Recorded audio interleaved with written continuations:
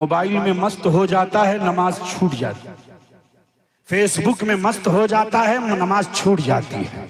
Twitter और WhatsApp में मस्त हो जाता है, नमाज छूट जाती है। पबजी और फ्री फायर में मस्त हो जाता है, नमाज छूट जाती है। ये नौजवान तबाही के दहाने पर और कोई गैब क्या तुमसे नेहा हो भला, और कोई गैब क्या तुमसे नेहा हो भला, और जब न खुदा ही छुपा तुम पे करो दुरूद। आला हजरत अजीमुल बरकत का शेर पढ़ते रहो, ईमान ताजा होता रहेगा। आला हजरत अजीमुल बरकत का सलाम पढ़ते रहो, आपके ईमान में रोशनी पैदा होती रहेगी। आला हजरत अजीमुल बरकत इमाम अहले सुन्नत का सलाम पढ़ते रहो, चाहे कलाम पढ़ो चाहे सलाम पढ़ो, दोनों की शान अजब है, दोनों की शान अलग है। आला हजरत अजीमुल बरकत यूं अर्ज गुजार होते हैं, या रसूल अल्लाह सरे अर्श पर है तेरी गुजर, दिल फर्श पर है तेरी नजर, सरे अर्श पर है तेरी गुजर, दिल फर्श पर है तेरी नजर,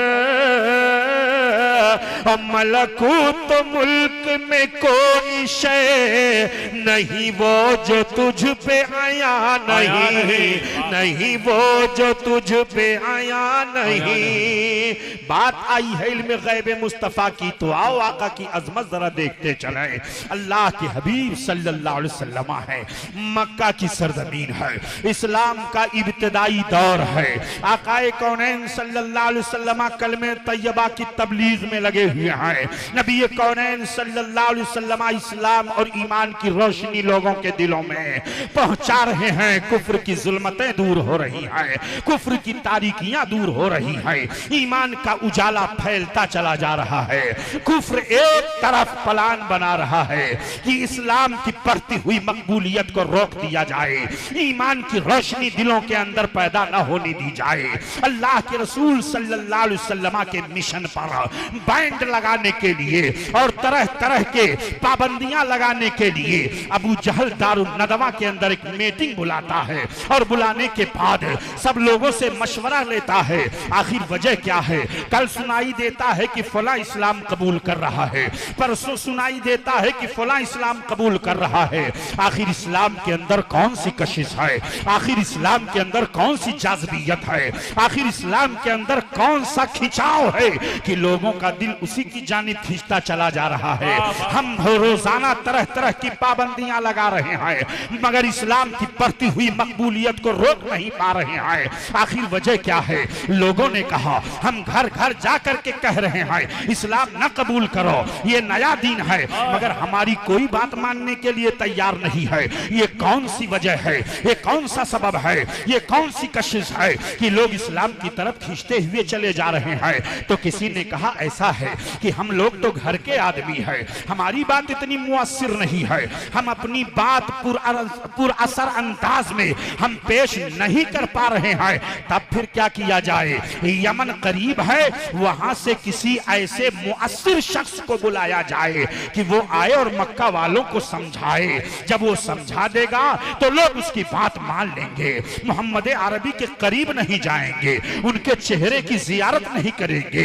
जब उनके करीब नहीं जाएंगे तो इस्लाम की बढ़ती हुई मकबूलियत रुक जाएगी, इस्लाम पर हम मुकम्मल तौर से पाबंदी आयद कर देंगे। बात पास हो गई। हबीब यमनी को बुलाया जा रहा है, वो यमन का बड़ा मुअस्सिर शख्स है। हबीब यमनी को पैगाम दे दिया जाता है। हबीब यमनी अपने घर से निकलता है, मक्का पहुंचता है। अबू जहल के करीब जब पहुंचा तो सबसे पहले अबू जहल ने कहा, ऐ हबीब, ये सुना है कि तुम मोहम्मद अरबी से मिलने जा रहे हो, मोहम्मद अरबी से न मिलना। जो देखता है वो देखता ही रह जाता है, जो उनकी बात सुनता है उन्हीं का गर्विदा हो जाता है, जो उनके करीब जाता है उसी का फिदाई हो जाता है। लाख उसे समझाओ, लाख उसे बात बताओ, मगर जो एक मर्तबा सिद्क दिल से मोहम्मद अरबी को देख लेता है वो उन्हीं के जुल्फे गिरह का असीर हो जाता है, उनके जुल्फ का वो ऐसा असीर हो जाता है कि फिर उस पर कोई बात मुअस्सिर नहीं होती है। कहा अच्छा ठीक है। अबू जहल की बात उसने कुछ देर के लिए मान लिया, कुछ अय्याम और गुजरे। उसने कहा नहीं नहीं, मैं उनकी भी बात सुनूंगा। एक वक्त मुकर्रर कर लिया जाए, एक टाइम मुकर्रर कर लिया जाए, मक्का वालों को भी बुला लिया जाए और मक्का के गिरदो नवाह के जो लोग हैं उनको भी बुला लिया जाए और शाम का वक्त मुकर्रर किया जाए। चुनांचे एक वक्त मुकर्रर किया गया, रात का वक्त हुआ। अल्लाह के हबीब सल्लल्लाहु अलैहि वसल्लम जबल अबू कुबैस पर अल्लाह के हबीब अपने चंद साथियों के साथ तशरीफ फरमा हुए। अल्लाह के रसूल सल्लल्लाहु अलैहि वसल्लम जब तशरीफ फरमा हुए, अबू जहल अपनी कंपनी के साथ है, अबू जहल अपने साथियों के साथ है, आदम का साथ में हबीब यमनी भी है। हबीब यमनी से गुफ्तगू का सिलसिला शुरू होता है। आकाए कौनैन सल्लल्लाहु अलैहि वसल्लम है, रात का वक्त है, चांद पूरे जोबन पर और पूरे शबाब पर चांद अपनी दूधिया रोशनी से पूरे मक्का को मुनव्वर किए हुए है। अल्लाह के हबीब सल्लल्लाहु अलैहि वसल्लम इरशाद फरमाते हैं, हबीब तू मुझसे मुनाजरा करने के लिए आया है, हबीब तू मुझसे मुबाहसा करने के लिए आया है, हबीब तू मुझसे गुफ्तगू करने के लिए आया। हाँ मुझे दावत दी गई है, मुझे बुलाया गया है आपसे गुफ्तगू करने के लिए। आप अल्लाह के रसूल हैं? हाँ मैं अल्लाह का रसूल हूँ, अल्लाह का सच्चा रसूल हूँ। आप अगर सच्चे हैं, नबी हैं, तो आप कोई मोजज़ा दिखा सकते हैं?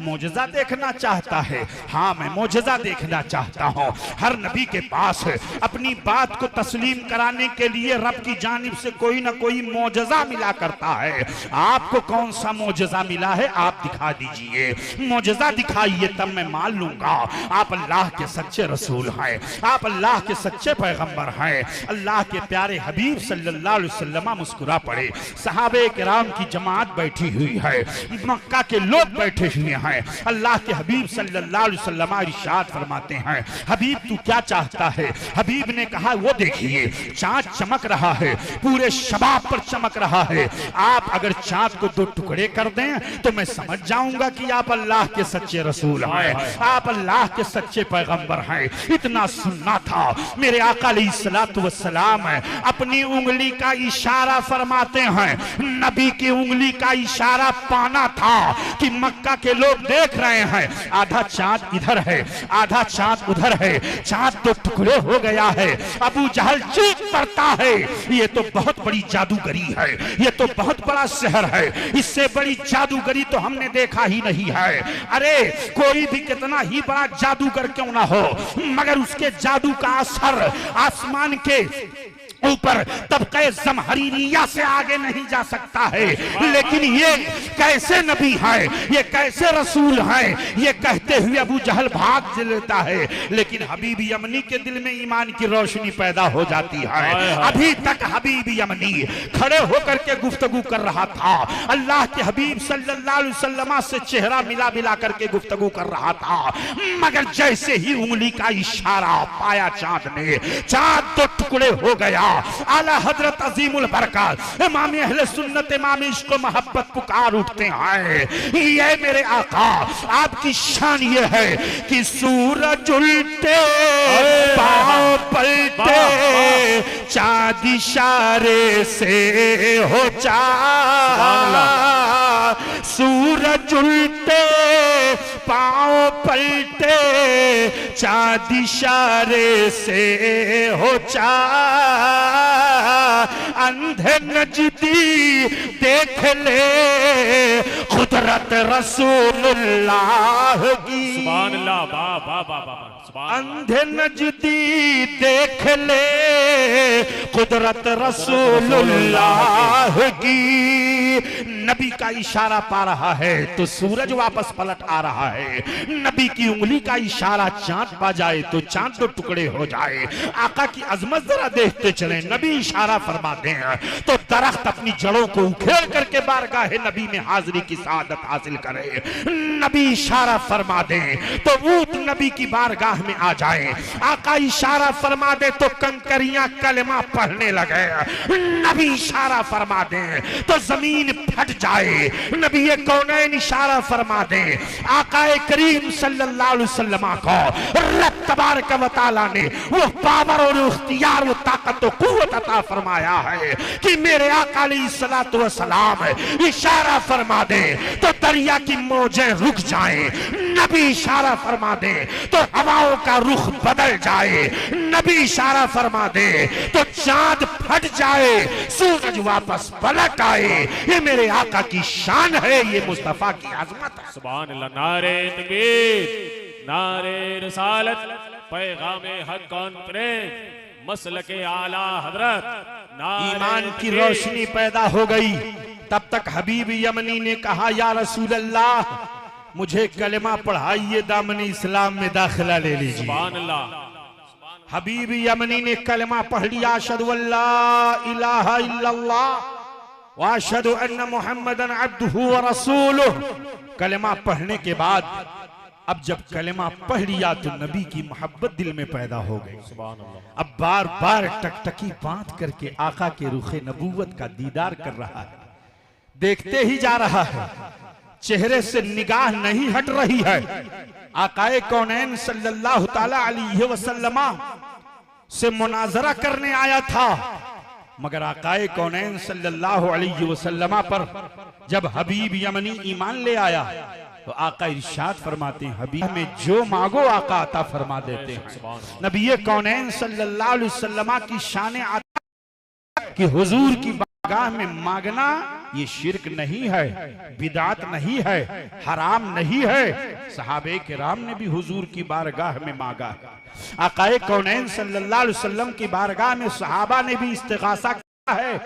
नबी कौनैन सल्लल्लाहु अलैहि वसल्लम की बारगाह में अस्अलुका मुराफक़तका फिल जन्ना, ये कौन? ये सहाबी रसूल हैं जो कह रहे हैं। बुखारी में भी मौजूद है, मुस्लिम में मौजूद है, अबू दाऊद शरीफ, नसई शरीफ, सहाए सित्ता की किताबें आप देख ले। नबी कौनैन सल्लल्लाहु अलैहि वसल्लम की बारगाह में मांगना ये शिरक नहीं है। सहाबे किराम ने भी बारगाह रिसालत से मांगा है, इसलिए कि सारी नेमतें मिलेंगी तो दरे रसूल से मिलेंगी। देने वाला रब है और दिलाने वाले मुस्तफा। देने वाला रब और दिलाने वाले मुस्तफा। इसीलिए तो आला हजरत अजीमुल बरकत पुकार उठे कि वाह क्या जुद करम है शहबत हा तेरा। सुभान अल्लाह, सुभान अल्लाह। वाह क्या जुद करम है शहबत हा तेरा। वाह क्या जुद करम है शहबत हा तेरा। नहीं सुनता ही नहीं मांगने वाला तेरा, मांगने वाला तेरा। आपकी बारगाह में मांगने वाला कभी आपकी बारगाह से ला नहीं सुनता है, आपकी बारगाह में कभी नो नहीं सुनता है कि मेरे पास नहीं है, मैं क्या दे सकता हूं। अरे नबी की शान अता की बात आई है तो देखो, हजरत अबू हुरैरा बारगाह रिसालत में हाजिरी देते हैं, आका की बारगाह में अर्ज करते हैं, या रसूल अल्लाह मेरा हाफिजा कमजोर है, मैं बातों को सुनता हूं भूल जाता हूं, जहन से बात निकल जाती है। आका ने ये नहीं इरशाद फरमाया अबू हुरैरा कोई माजून ले लो, अबू हुरैरा किसी हकीम के पास चले जाओ, अबू हुरैरा किसी तबीब और किसी डॉक्टर के पास जाओ, तुमको कोई दवाई दे देगा, उससे तुम्हारा हाफिजा कवी हो जाएगा। नहीं नहीं, आकाए कौनैन सल्लल्लाहु अलैहि वसल्लम की बारगाह में हजरत अबू हुरैरा हाजिरी दे रहे हैं। आकाए कौनैन इरशाद फरमाते हैं, अबू हुरैरा उब सुतरेदार का, अबू हुरैरा अपनी चादर फैलाओ, अपनी चादर फैला फैलाओ, नबी ये नहीं फरमा रहे हैं दामन फैलाओ, आका ये नहीं फरमा रहे हैं दस्ती फैला दो। आज तुम्हें फैलाना है तो अपनी चादर फैलाना है। अबू हुरैरा से मेरे आका इरशाद फरमा रहे हैं, अबू हुरैरा अपनी चादर फैला दो।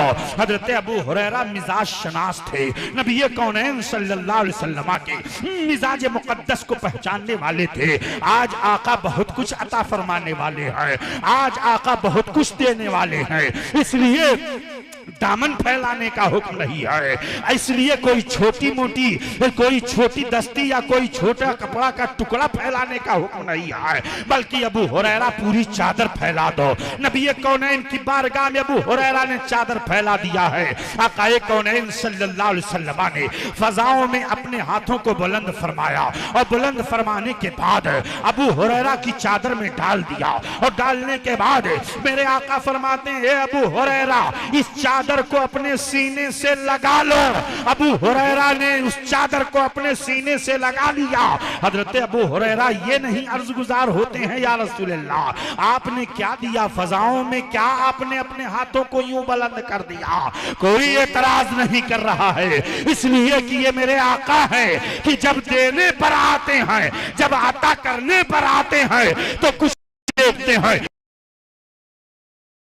एक साहब अपने काफिला के अंदर और अपने कबीला के अंदर कहा, है लोगों मैं उस नबी की बारगाह से आ रहा हूं कि जब वो देने पर आता है उसकी शान अता ये है कि वो इतना देता है, इतना देता है कि फिक्र व फाका का अंदेशा ही नहीं रहता, मुफलिसी और कल्लाशी का अंदेशा ही नहीं रहता है। इसलिए इस्लाम ले आओ।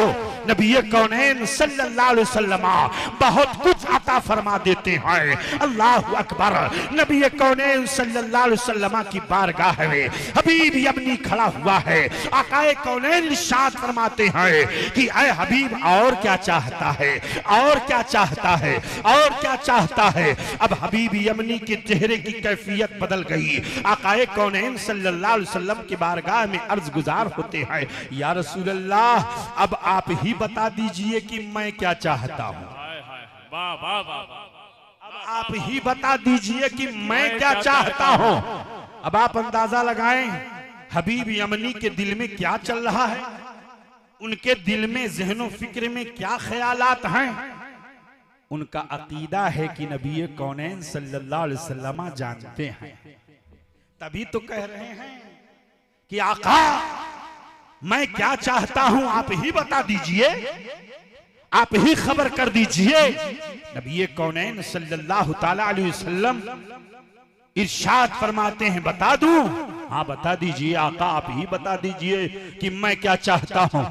तब तक नबी कौनैन सल्लल्लाहु अलैहि वसल्लम इरशाद फरमाते हैं, हबीब तेरी एक बेटी है, वो लोली है, लंगड़ी है, अंधी है, लूली है, जबान से गूंगी है, अपाहिज है। तब तक चेहरे की कैफियत बदलती जा रही है। इधर आका इरशाद फरमाते जा रहे हैं, बयान करते जा रहे हैं। हबीब यमनी की आंखों में आंसुओं के कतरात आते जा रहे हैं, आंखें डबडबा जाती हैं, आंखों में आंसू जारी हो जाते हैं। हबीब तेरी एक बेटी है जो बचपन से अपाहिज है, पैदा होते ही वो अपाहिज है, और तू ये चाहता है कि उसे शिफा मिल जाए। अल्लाह अल्लाह, अपने आका की अजमत जरा देखें। तू ये चाहता है कि उसे शिफा मिल जाए। हबीब यमनी अर्ज गुजार होते हैं, हाँ मेरे आका मैं चाहता हूं कि उसे शिफा मिल जाए, मैं चाहता हूं कि वो ठीक हो जाए, मैं चाहता हूं कि वो बोले, मैं चाहता हूं कि वो चले, मैं चाहता हूं कि वो मुझे पकड़े, मैं चाहता हूं कि मेरी बेटी मेरे सामने बोले। ये कहते हुए बारगाह रिसालत में रोने लगते हैं। आकाए कौनैन सल्लल्लाहु अलैहि वसल्लम इरशाद फरमाते हैं, ऐ हबीब यमनी जा, मैंने तेरी बेटी को शिफा दे दिया, तेरी बेटी तंदुरुस्त हो गई। इतना ज़बाने रिसालत से निकलना था। हबीब यमनी अर्ज गुजार होते हैं, आका अब हमें इजाजत दीजिए मेरे मुस्तफा, अब मैं जाना चाहता हूँ, अपनी बेटी को देखना चाहता हूँ। हबीब यमनी घोड़े पर जीन डाली है और घोड़े घोड़ा सरपट दौड़ाते हुए मक्का की गलियों से बाहर निकल जाते हैं। यमन की तरफ घोड़ा दौड़ाते हुए जा रहे हैं, जज्बात के तलातुम में सोचते जा रहे हैं, मेरी बेटी शिफा पा चुकी है, मेरी बेटी का पांव दुरुस्त हो गया होगा, मेरी बेटी का हाथ दुरुस्त हो गया होगा, मेरी बेटी देखने लगी होगी। अब आप अंदाजा लगाएं, ज़बाने रिसालत से इधर जुमला निकला कि उधर इतना यकीन कामिल है, इतना यकीन पुख्ता है कि नबी की जबान तो वह जबान है जो दिन को कह दिया शब है तो रात हो के रही, तुम्हारे मुंह से जो निकली वो बात हो के रही। सुभान अल्लाह, नारे तकबीर, नारे रिसालत। नबी कौनैन सल्लल्लाहु ताला अलैहि वसल्लम की ये शान है, तभी तो आला हजरत अजीमुल बरकत पुकार उठे, वो ज़बान जिसको सब कुन की कुंजी कहे, क्या कहना, वाह वाह वाह। वो ज़बान जिसको सब कुन की कुंजी कहे, उसकी नाफिज हो को मत पे लाखों सलाम, लाखों सलाम। हबीबी अमनी घोड़ा सरपट दौड़ाते हुए चला जा रहा है। जैसे ही घर के करीब पहुंचा, दरवाजे पर पहुंचता है। अब आप अंदाजा लगाइए एक बाप के दिल की कैफियत क्या होगी। जिस बाप ने कभी अपनी बेटी को चलता हुआ न देखा हो, जिस बाप ने अपनी बेटी को आंखों से देखता हुआ न देखा हो, जिस बाप ने अपनी बेटी को अपाहिज शक्ल में देखा हो, वो तंदुरुस्त जब हो जाए तो उसकी खुशी का ठिकाना कैसा होगा, उसकी खुशी की कैफियत कैसे होगी, उसकी खुशी बयान से बाहर है। हबीबी अमनी दरवाजे पर खड़ा होता है और खड़ा होने के बाद आवाज देता है। अंदर से आवाज आती है, सुरूरी कौन है? इतना सुनना था। हबीबी अमनी ने कहा, अरे बेटी जल्दी से दरवाजा खोल, तेरा बाप दरवाजे पर खड़ा हुआ है। इतना सुनना था। बेटी ने दरवाजा खोला। जैसे बेटी ने दरवाजा खोला तो हबीब क्या देखते हैं कि बेटी का पांव भी सलामत है, बेटी का हाथ भी सलामत है, बेटी का पांव भी सलामत है, बेटी का चेहरा भी सही है, बेटी आंख से देख भी रही है, बेटी कान से सुन भी रही है, बेटी हाथ से पकड़ भी रही है। तब तक उसने अपनी बेटी को अपने सीने से लगाया। आंसू से, आंखों से आंसुओं के कतरात निकल रहे हैं। तब तक उसने कहा, बेटी ये सब कैसे हुआ? कहा, ए बुजान आपको मालूम होना चाहिए, जब आप मक्का गए थे एक रात में सोई हुई थी, आंखें सो रही थी मगर दिल बेदार था, दिल की कैफियत अजब थी। रात में मैंने ख्वाब देखा कि एक नूरानी चेहरे वाले आते हैं, नूरानी मुखड़े वाले आते हैं, उनका चेहरा बड़ा खूबसूरत है, घुंघराले बाल वाले, उम्दा अखलाक वाले।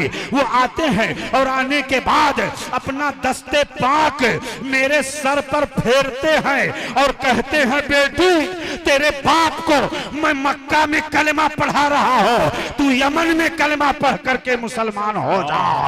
मैंने कलमा पढ़ा और जैसे ही मैंने कलमा पढ़ा उन्होंने अपना हाथ मेरे जिस्म पर फेर दिया। नबी के हाथ का फिरना था कि मेरी सारी बीमारी दूर हो गई और मैं तंदुरुस्त तवाना। तब तक हबीब यमनी फिर मक्का की जानिब खड़े होकर के कहते हैं, अशहदु अल्ला इलाहा इल्लल्लाहु व अशहदु अन्ना मुहम्मदन अब्दुहु व रसूलुहु। मैं गवाही देता हूँ कि अल्लाह के सिवा कोई माबूद नहीं है और मोहम्मद सल्लल्लाहु अलैहि वसल्लम अल्लाह के रसूल और अल्लाह के बंदे हैं। हबीब यमनी ने कलमा पढ़ लिया है। आकाए कौनैन सल्लल्लाहु अलैहि वसल्लम के इल्म गैब को देखने के बाद यहीं से पता चल गया, अहले सुन्नत और जमात का अकीदा कुरान की रोशनी में हक है, हदीस की रोशनी में हक है, आसारे सहाबा की रोशनी में हक है, अक़वाले सहाबा की रोशनी में हक है। अल्लाहु अकबर। अहले सुन्नत और जमात वो निजात पाने वाली जमात है है, जिसे सुन्नी कहा जाता है। अल्हम्दुलिल्लाह अल्हम्दुलिल्लाह, हम सुन्नी सहीउल अकीदा मुसलमान हैं। अल्लाह ने हमारे अकीदे की हिफाजत फरमाई है और अल्लाह रब्बुल इज्जत ने अपने महबूब के सदक़े में हमको सुन्नी मुसलमान बनाया है, अपने महबूब का वफादार उम्मती बनाया है और अपना वफादार बंदा, सुभान अल्लाह सुभान अल्लाह सुभान अपना वफादार बंदा बनाया है। आला हजरत अजीमुल बरकत इमाम अहले सुन्नत, इमाम इश्क व मोहब्बत, इमाम अहमद रजा खान अलैहि रहमतुल रिज़वान इसीलिए इस तरफ रहनुमाई करते हुए फरमाते हैं कि नबी कौनैन सल्लल्लाहु अलैहि वसल्लम की अजमत को देखना चाहते हो, आकाए कौनैन सल्लल्लाहु अलैहि वसल्लम की शान को देखना चाहते हो, मेरे इमाम मुस्तफा जाने रहमत सरवरे कायनात सल्लल्लाहु अलैहि वसल्लम की अजमत जरा देखो। अहले सुन्नत व जमात वो निजात पाने वाली जमात है, वो जन्नती जमात है। आला हजरत अजीमुल बरकत पुकार उठे, अहले सुन्नत का है बेड़ा पार असहाबे हुजूर, अहले सुन्नत का है बेड़ा पार असहाबे हुजूर, नज्म है और नाव है इतरत रसूलुल्लाह की, नज्म है और नाव है इतरत रसूलुल्लाह की। अहले सुन्नत व जमात का ये भी अकीदा है कि ईमान मुकम्मल कब होगा, जब सबसे ज्यादा नबी का इश्क दिल के अंदर पाया जाएगा, सबसे ज्यादा नबी की मोहब्बत दिल के अंदर पाई जाएगी। आका खुद इरशाद फरमाते हैं, ऐ लोगों तुम में से किसी का ईमान उस वक्त तक मुकम्मल नहीं होगा जब तक कि मैं उसकी औलाद, उसके माँ बाप और तमाम लोगों से ज्यादा महबूब ना हो जाऊं। पता चला रिश्तेदारों से ज्यादा, दोस्त अहबाब से ज्यादा, औलाद से ज्यादा, माँ बाप से ज्यादा, तिजारत से ज्यादा, माल दौलत से ज्यादा, जाहो हशमत से ज्यादा, रिफातो हशमत से ज्यादा, सबसे ज्यादा जिसके दिल में नबी की मोहब्बत होगी उसका ईमान उतना ही कामिल होगा। आओ जरा देखो, आज की औरतें दुनियावी मामलात को देख करके फिसल जाती हैं, इर्तिदाद के रास्ते को इख्तियार कर लेती हैं, मुर्तद्दा बन जाती हैं, ना खुदा ही मिला ना वे साले सनम, ना इधर की रही ना उधर की रही, यही कैफियत होती है। लेकिन आओ देखो, इस्लाम की शहजादियों जरा देखो, मदीना की एक औरत ऐसी है जिसके दिल में आका की मोहब्बत इतनी ज्यादा है कि एक जंग में उसका बाप भी शहीद हो गया, उसका भाई भी शहीद हो गया, उसके लख्ते जिगर भी शहीद हो गए, उसके बेटे शहीद हो गए, सबों ने जामे शहादत नोश कर लिया। शौहर था बेचारा, वो भी शहीद हो गया, पूरा कुंबा जामे शहादत नोश कर लेता है। शौहर ने जामे शहादत नोश कर लिया, बेटों ने जामे शहादत नोश कर लिया, बाप ने जामे शहादत नोश कर लिया। किसी ने मदीना में खबर पहुंचा दी है कि रसूल कौनैन सल्लल्लाहु अलैहि वसल्लम पर बड़ा जबरदस्त हमला हुआ है। शैतान ने यह खबर पहुंचाई थी, शैतान ने यह खबर फैलाई थी। मदीना की वो आशिका, मदीना की वो मुहिब्बा, वो औरत निकलती है अपने घोड़े पर सवार होकर के, रास्ते में जिससे भी मुलाकात होती है वो दीवाना वार पूछती है, बताओ मेरे मुस्तफ़ा का क्या हाल है, बताओ मेरे महबूब का क्या हाल है, बताओ मेरे आका का क्या हाल है, बताओ मेरे नबी का हाल क्या है, बताओ। किसी ने पूछा तेरा बाप शहीद हो गया, उसके बारे में नहीं पूछेगी। और आगे बढ़ी, बच्चों की शहादत की खबर मिलती है, अब मुझे बताओ उस औरत के दिल पर क्या गुजरी होगी जब बच्चों की शहादत की खबर उसे मिली होगी, जब बाप की शहादत की खबर उसे मिली होगी, जब शौहर की शहादत की खबर उसे मिली होगी। चुनांचे सारे लोग खबर देते जा रहे हैं, मगर वो यही कहती है, बताओ मेरे आका का क्या हाल है, मेरे मुस्तफा का क्या हाल है। ना शौहर की शहादत का ख्याल है, ना घर के किफालत का ख्याल है, कौन मुझे देख रेख करेगा, कौन मेरे लिए कमाएगा, कुछ नहीं सोच रही है, बार बार यही पूछ रही है, बताओ मेरे मुस्तफा का क्या हाल है, बताओ मेरे आका का क्या हाल है। अल्लाह अल्लाह किसी ने आगे जाकर के कहा मेरे मुस्तफा सलामत हैं, आका सलामत है, नबी कौनैन सल्लल्लाहु अलैहि वसल्लम पर किसी ने हमला नहीं किया, आका सलामत हैं, सही और सालिम है। इतना सुनना था। उस आशिका ने जो जुमला इस्तेमाल किया आज भी इस्लाम की तारीखी किताबों में वो नोट है। उस आशिका और मुहिब्बा औरत ने कहा, ऐ लोगों, मेरे मुस्तफा सलामत है तो मेरे लिए पूरी कायनात सलामत है। मेरे मुस्तफा सलामत है तो मेरा शौहर भी सलामत है। मेरे मुस्तफा सलामत है तो मेरा बाप भी सलामत है। मेरे मुस्तफा सलामत है तो मेरे बेटे भी सलामत है। मेरे मुस्तफा सलामत है तो मेरा घर भी सलामत है। मेरे मुस्तफा सलामत है तो मेरी दुकान भी सलामत है। मेरे मुस्तफा सलामत है तो मेरे लिए सारी कायनात। सुभान अल्लाह। नारे तकबीर, नारे रिसालत, पैगामे हक कौन पढ़े। ये इश्क अपने दिल के अंदर पैदा करो, ये मोहब्बत रसूल अपने दिल के अंदर पैदा करो। मोहब्बत रसूल तकाजा करती है कि आकाए कौनैन सल्लल्लाहु अलैहि वसल्लम की सुन्नतों पर अमल किया जाए। ये पैगाम लेकर के जाओ कि हम नमाज की पाबंदी करेंगे। सबसे ज्यादा अहब्बुल आमाल, अफजलुल आमाल, सारे आमाल में सबसे अफजल नमाज है।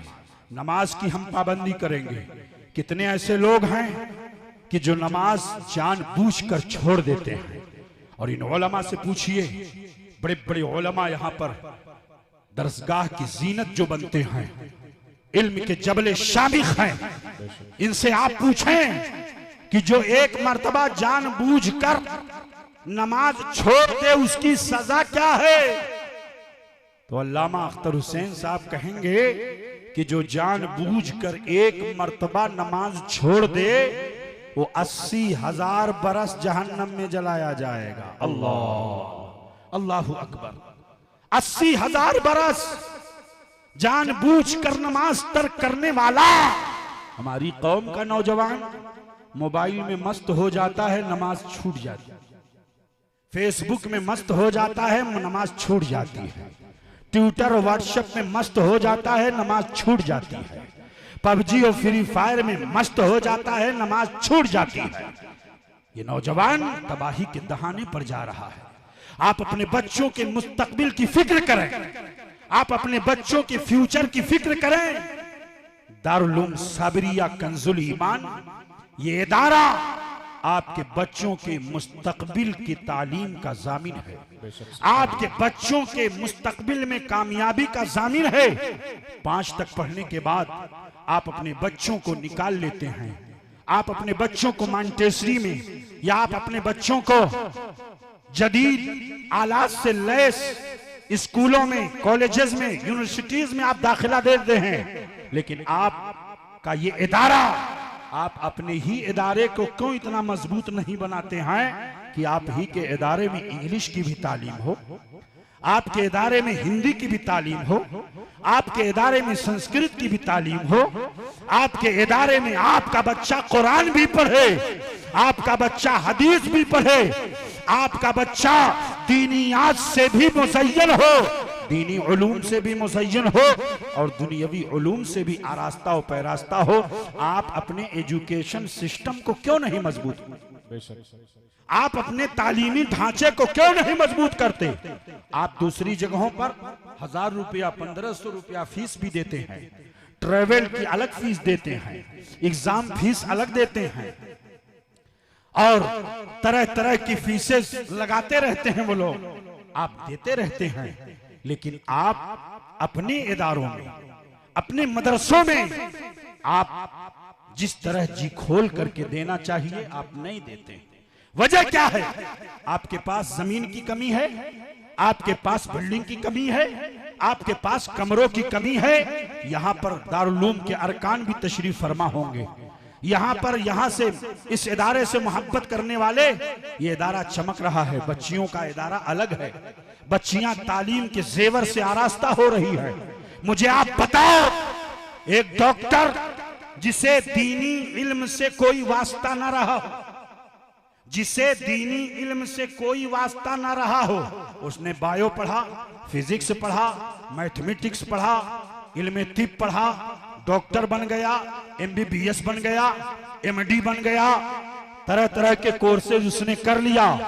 लेकिन आप मुझे बताओ कि उसको इस्तिंजा करने का तरीका मालूम हुआ?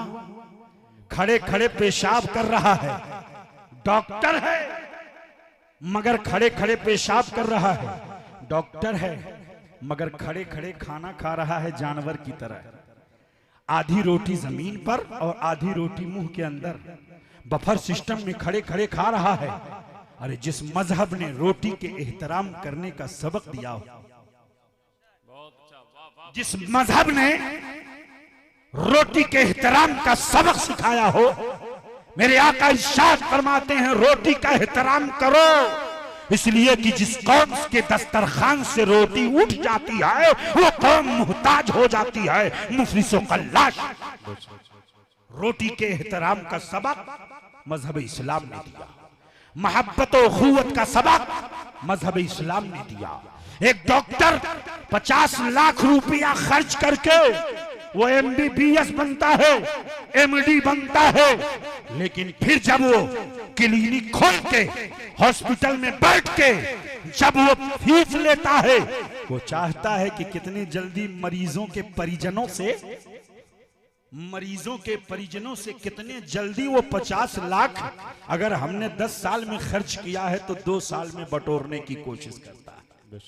यही वजह है कि लोग परेशान हो जाते हैं। मैं आपसे पूछना चाहता हूं, आपका बच्चा जब अखलाकियात के इल्म से वो आरास्ता होगा, आपका बच्चा जब डॉक्टर बनेगा और वो आलिम भी बनेगा, तो आप उसके सामने सबसे पहले मरीज की अयादत का तसव्वुर होगा।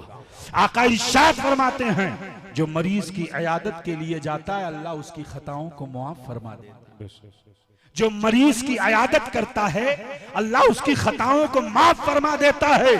तो अब उस डॉक्टर के सामने आका की सुन्नतें पहले होंगी, वो अपनी फीस बटोरने की कोशिश नहीं करेगा।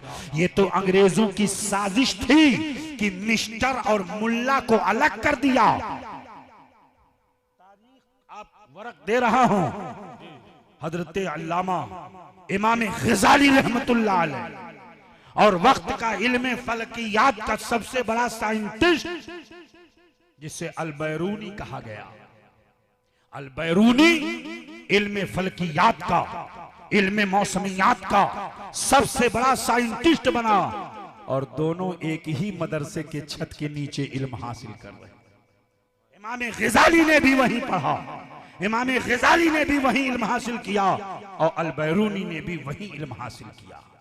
आखिर वजह क्या है कि इसको डिवाइड कर दिया गया, इसे तकसीम कर दिया गया। वही मिस्टर जब खड़े होकर के पेशाब करें तो रोशन ख्याल शुमार किए, वही मिस्टर जब खड़े होकर के खाना खाएं जानवरों की तरह, वही मिस्टर जब खड़े होकर के पेशाब करें जानवरों की तरह तो रोशन ख्याल शुमार किए जाएं। और अगर कोई मौलाना, कोई आलिम दीन बता दे कि बाबू खड़े होकर के खाना ये जानवरों का तरीका है और बैठ करके खाना मुस्तफा जाने रहमत का तरीका है, अल्लाह के रसूल सल्लल्लाहु अलैहि वसल्लम की सुन्नत है, आओ खाओ, तो किस तरह खाना चाहिए, किस तरह इस्तिंजे के लिए जाना चाहिए, किस तरह रोटी का एहतराम करना चाहिए, ये सबक आपको ना यूनिवर्सिटी से मिलेगा, ना कॉलेज से मिलेगा, ये आपको ना स्कूल से मिलेगा। अगर मिलेगा तो सिर्फ आपको मदारिस अरबिया, सुभान अल्लाह, सुभान अल्लाह, मदारिस अरबिया से मिलेगा। अरबी मदारिस से बच्चों के ज़हनो फिक्र में ये डाला जाता है कि माँ बाप का एहतराम कैसे करना है, भाई का एहतराम कैसे करना है, घर में जाना है तो कैसे सलाम करना है, घर से बाहर आना है तो सलाम करके आना है, मदरसे में आना है तो उस्ताद का एहतराम करना है, मदरसे से जाना है तो उस्ताद की तकरीम करना है।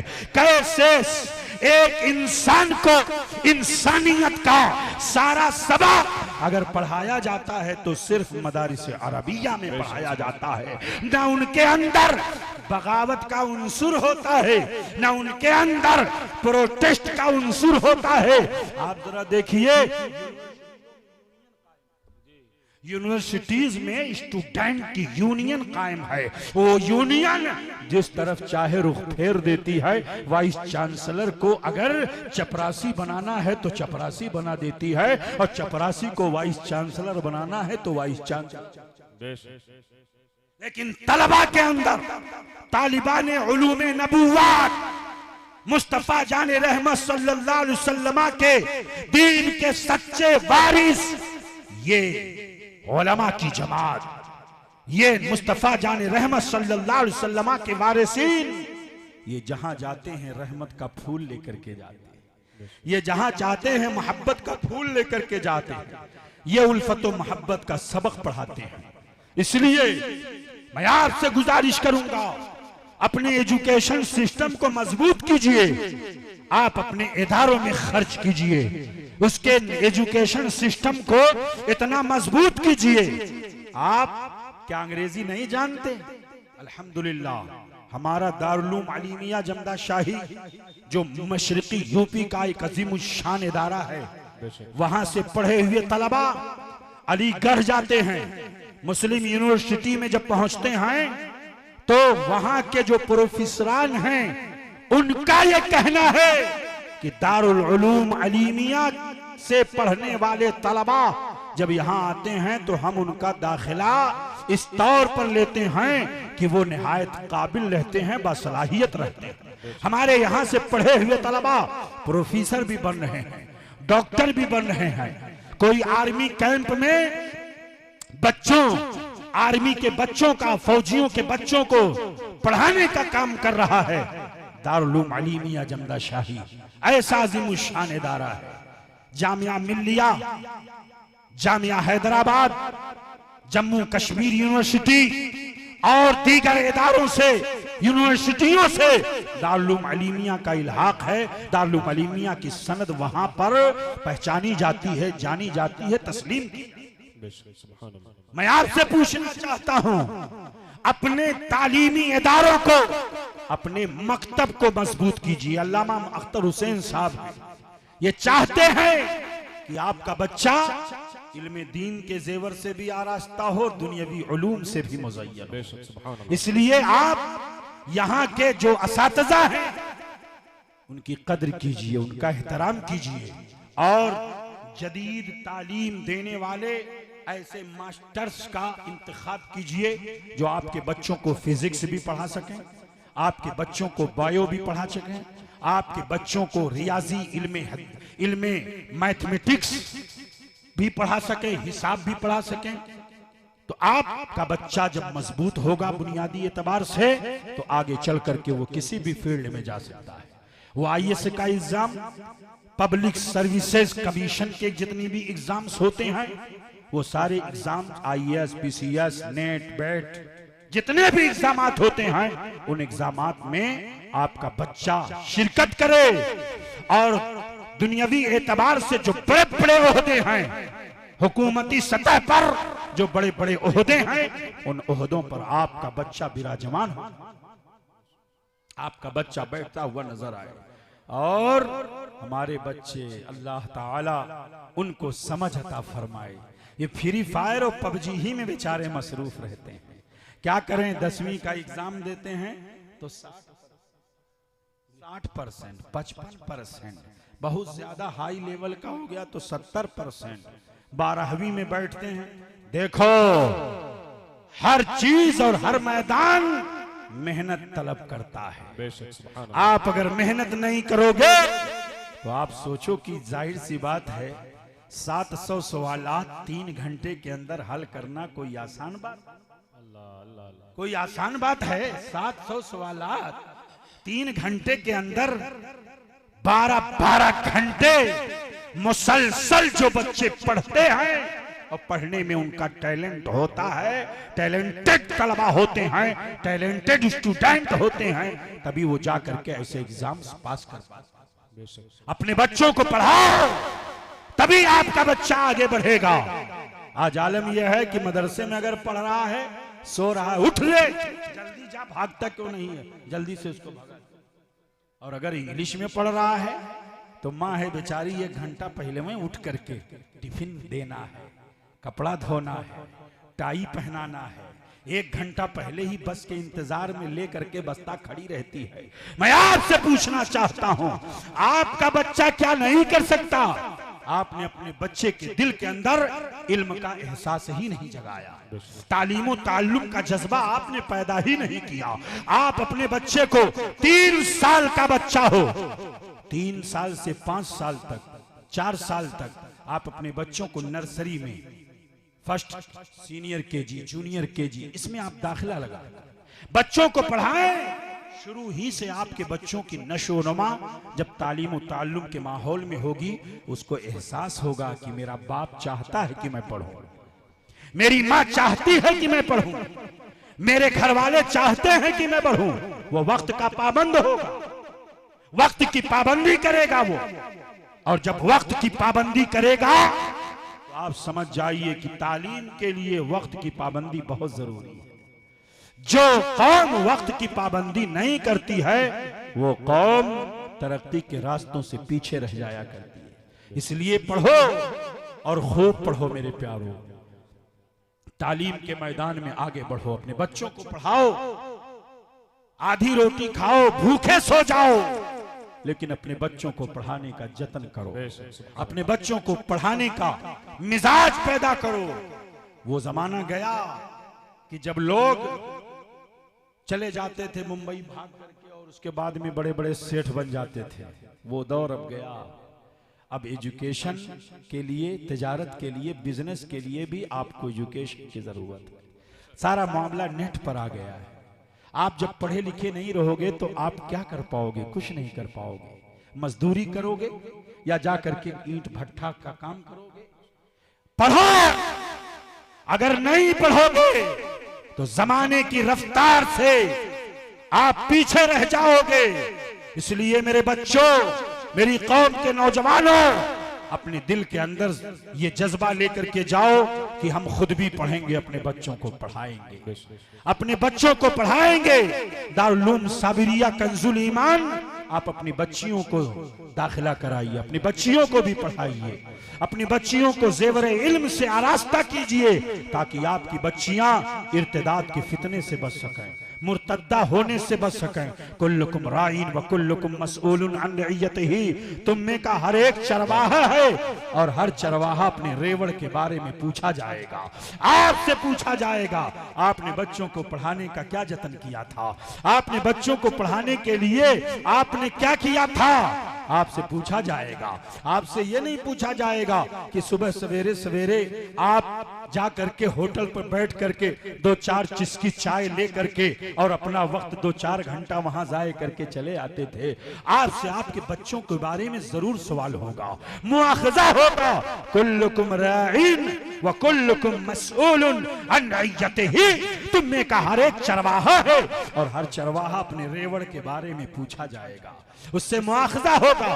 बच्चों की तरबियत भी जरूरी है, बच्चों को इल्म दीन देना भी जरूरी है, बच्चों को दुनियावी उलूम से आरास्ता करना भी जरूरी है। तरबियत के माहौल में अखलाकियात की तालीम आपको बच्चों को देना है, आपके बच्चों को देना है ये तालीम। कलमे तैयबा का मफहूम क्या है, इस्लाम के कलमे का मफहूम क्या है, इस्लाम के हुकूक क्या है, बच्चों के क्या हुकूक है, माँ बाप के क्या हुकूक है, आपको बताना होगा कि मेरे बेटे घर के अंदर दाखिल हो तो सलाम करते हुए दाखिल हो, घर से बाहर जाओ तो सलाम करते हुए जाओ। आपको बताना होगा कि आपके घर में अगर कोई मेहमान आए तो ऐसा ना हो कि बच्चा मुंह फुला करके और मुंह बिसोर करके उधर जा रहा हो। नहीं, अगर मेहमान आया है तो मेहमान से खंदा पेशानी से उसे मिलना है, मेहमान से सलाम करना है, मेहमान से उसकी खैर खैरियत पूछना है, उसकी कैफियत पूछना है, उसकी मेहमान नवाजी आपको करना है। और आपके बच्चे के जहन में भी यही जज्बा होना चाहिए। हजरात, अल्लाह का शुक्र है कि अल्लाह रब्बुल इज्जत ने हमें मुसलमान बनाया है, इस्लाम की दौलत अल्लाह ने हमें अता फरमाई है, ईमान की दौलत अल्लाह ने हमें अता फरमाई है। अरे जिस नबी ने अपनी कौम को तालीम का और की ऐसी फिक्र दिया कि जिसने ये फरमाया उतलुबुल इल्मा वलौ कान बिस्सीन, इल्म हासिल करो चाहे चीन तक जाना पड़े, इल्म हासिल करो माँ की गोद से लेकर के कब्र की आखिरी कोठरी तक, इल्म हासिल करो महज से लेकर के लहद तक। उस कौम के बच्चे तालीमी माहौल में पीछे नजर आ रहे हैं। हमारा मुल्क तालीमी एतबार से और दीगर ममालिक से पीछे है। हमारी कौम दीगर कौमों में सबसे पीछे है। तालीमी पसमादगी में हमारी कौम सबसे पीछे है, बहुत पसमादा शुमार की जाती है। इसलिए अपने बच्चों को पढ़ाइए, खूब पढ़ाइए, इल्म के जेवर से उन्हें आरास्ता और पैरास्ता कीजिए। उखुवत, मोहब्बत, प्यार, उल्फत का सबक हमें मजहब इस्लाम ने दिया है। उखुवत इसको कहते हैं चुभे कांटा जो काबुल में, उखुवत इसको कहते हैं चुभे कांटा जो काबुल में, तो हिंदुस्तान का हर पीरो जवां बेचैन हो जाए। उखुवत इसको कहते हैं चुभे कांटा जो काबुल में, तो हिंदुस्तान का हर पीरो जवां बेचैन हो जाए।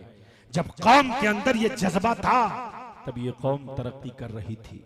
जब कौम के अंदर ये जज्बा था कि खुद प्यासे रह जाते थे, दूसरों की प्यास बुझा देते थे, खुद भूखे रह जाते थे, दूसरों को खाना खिला देते थे, खुद भूखे रह जाते थे, मेहमान के सामने चिराग की बत्ती गुल करके और मुंह को ऐसे ऐसे चला करके खुद भूखे रह जाते थे, मगर पेट भर करके मेहमान को खाना खिलाते थे। जब ये जज्बा हमारे अंदर था, अब ये उखुवत खत्म हो गई, ये भाईचारगी खत्म हो गई।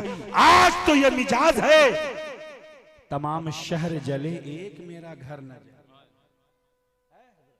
तमाम शहर जले एक मेरा घर न जले। अल्लाह अल्लाह, होना तो ये चाहिए कि किसी का घर न जले, होना तो ये चाहिए कि सबका घर सलामत रहे, होना ये चाहिए कि किसी के घर में आग न लगे। ये उखुवत, ये मोहब्बत का सबक हमारे अंदर पाया जा रहा था। तारीख उठाइए, एक जंग में एक सहाबी को प्यास लगी, हाथ में प्याला किसी ने दिया, दूसरे ने कहा मुझे प्यास लगी है, वो प्याला उनके हवाले कर दिया, खुद न पिया। जैसे दूसरे ने चाहा कि होंठ लगा करके पानी पी ले, तब तक तीसरे की जानिब से आवाज आ गई मुझे प्यास लगी, अल आतश, प्यास मुझे लगी। दूसरे ने तीसरे को दे दिया, तीसरे ने चौथे को दे दिया, चौथे ने पांचवे को दे दिया। ये उखुवत का जज्बा जरा देखें।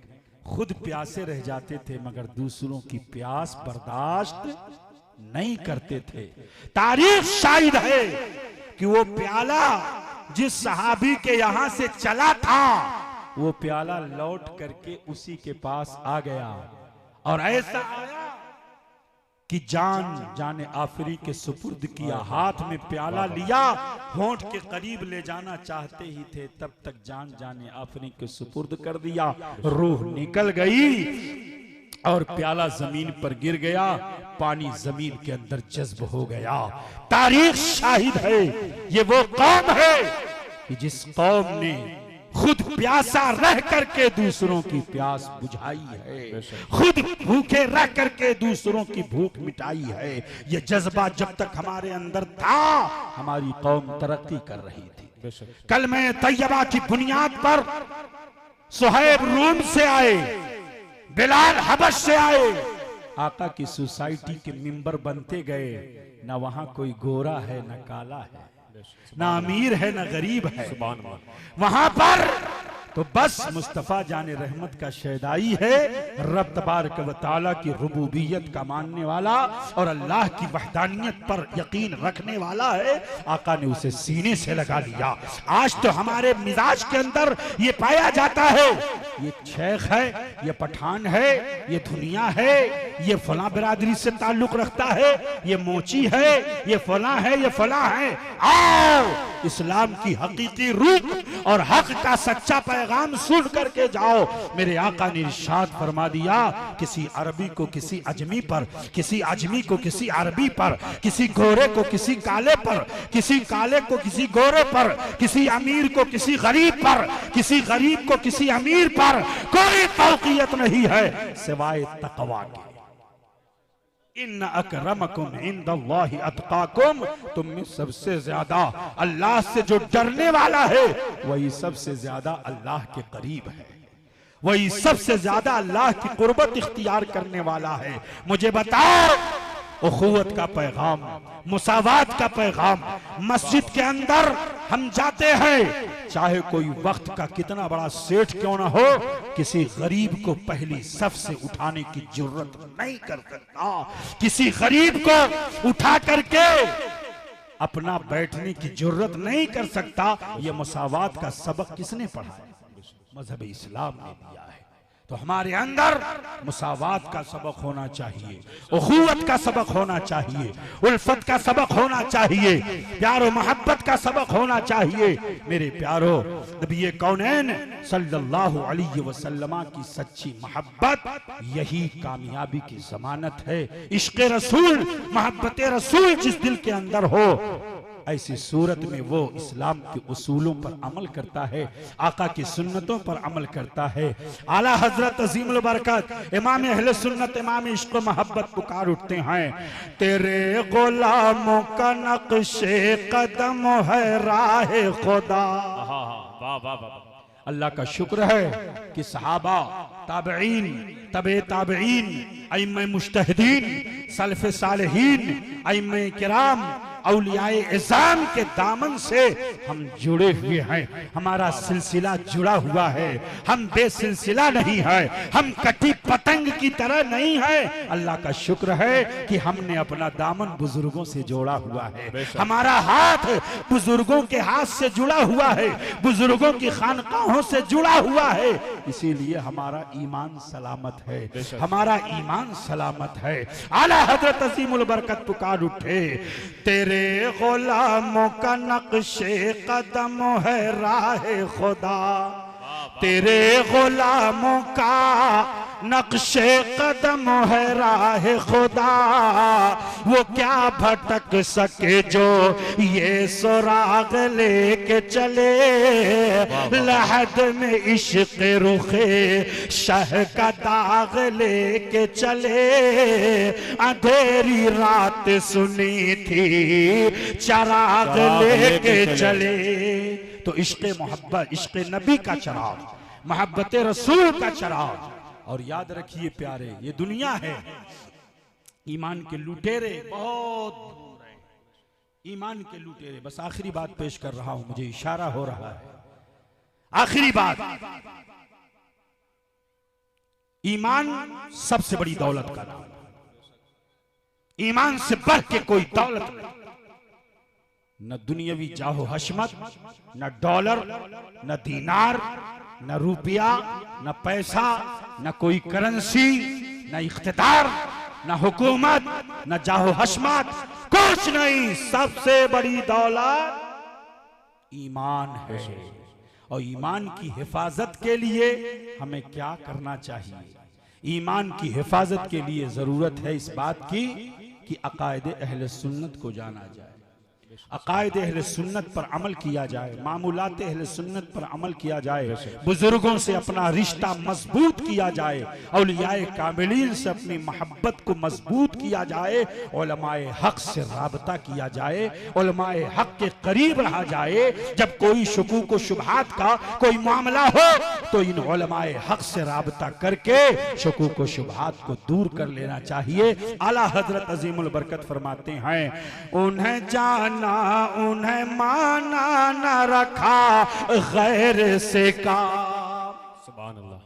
उन्हें जाना उन्हें माना न रखा गैर से काम, लिल्लाहिल हम्द मैं दुनिया से मुसलमान गया, मुसलमान गया।